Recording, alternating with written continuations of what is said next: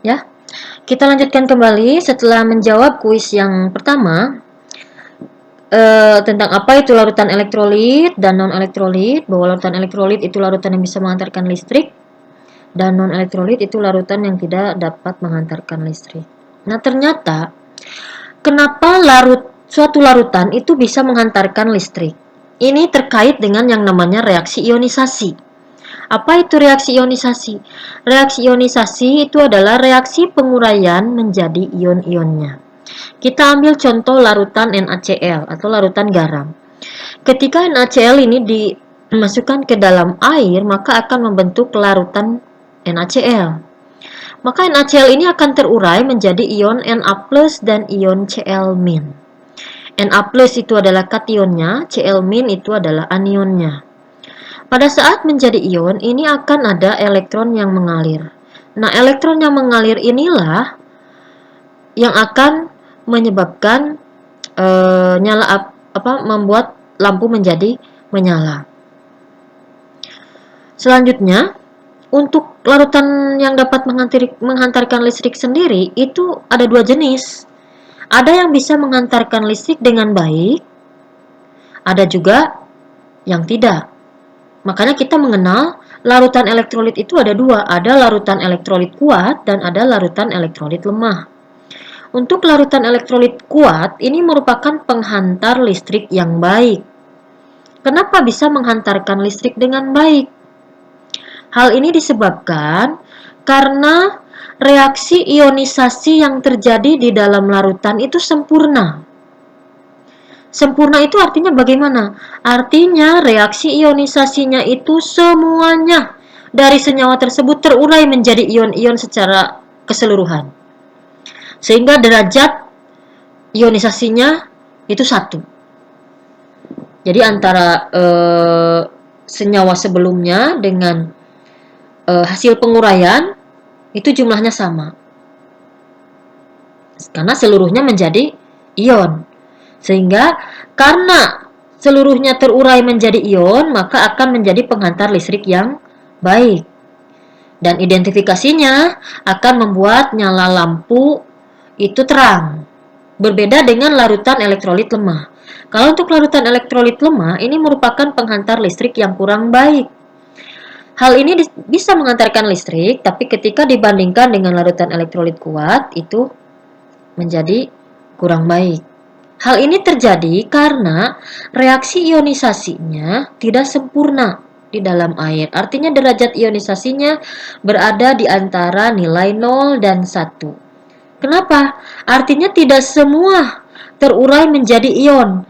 Ada sebagian lagi ionnya itu eh, berada pada keadaan senyawanya. Jadi tidak semuanya menjadi ion pada saat penguraian reaksi ionisasi itu.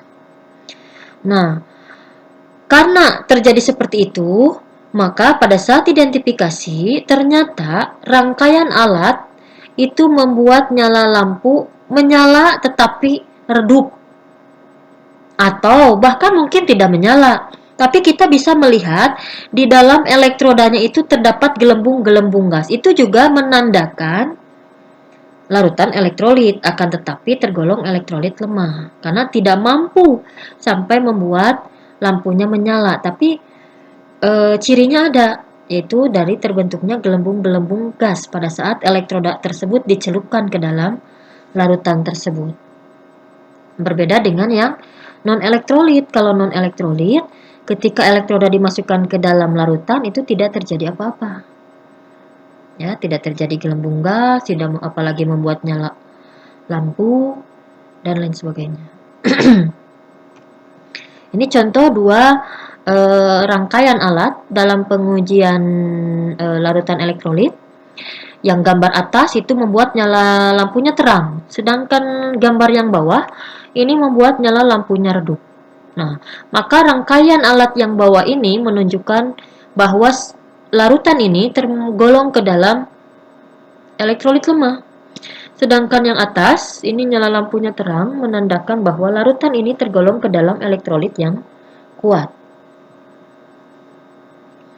Ini contoh lain untuk beberapa senyawa yang tergolong ke dalam larutan elektrolit kuat, larutan elektrolit lemah, ataupun yang non-elektrolit. Nah, kita bisa lihat di sini untuk larutan elektrolit ini ternyata seperti HCl, ini asam klorida, HNO3, asam nitrat, HClO4, asam perklorat ya, asam sulfat, natrium hidroksida, barium hidroksida. Ternyata kemudian elektrolit lemah ada asam asetat, asam klorida, asam nitrit, amonia, dan air. Ternyata untuk larutan asam dan basa, nah kita lihat di sini nih. Ini kan HCl sampai H2SO4 itu tergolong asam. Lalu NaOH, BaOH ini tergolong basa. Lalu ini CH3COH asam. Lalu HF juga asam, asam nitrit asam. Nah, ini amonia itu basa. Jadi ternyata larutan asam basa itu tergolong larutan yang elektrolit.